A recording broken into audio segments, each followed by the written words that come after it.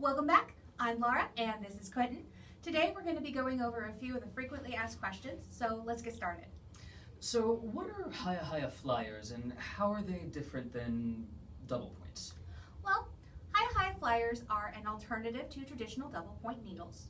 They have 3-inch needle tips and a 2-inch cable. Their flexibility allows for having fewer needles to knit the same number of stitches in the round. Using fewer needles results in fewer needle changes, which can create a more consistent tension.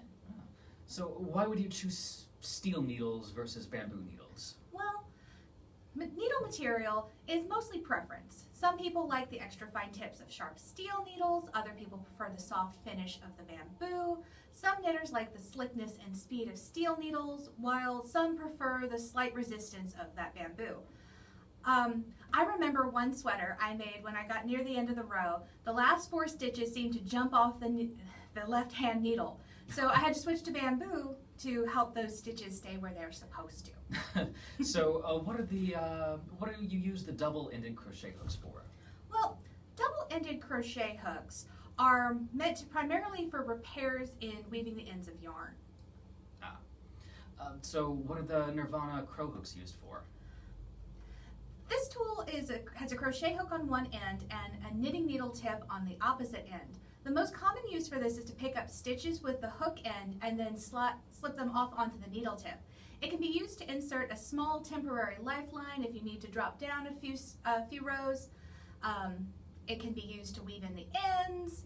It can be a shawl stick. It can also be used as a normal crochet hook.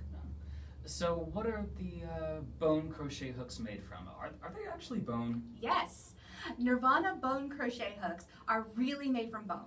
All of our Nirvana needles and hooks were made for us in India. In India, they use water buffalo for meat and dairy products. The byproducts of the meat industry are the hides and the bones, and they use those materials for our bone products. Oh, so are the mango needles really from a mango tree?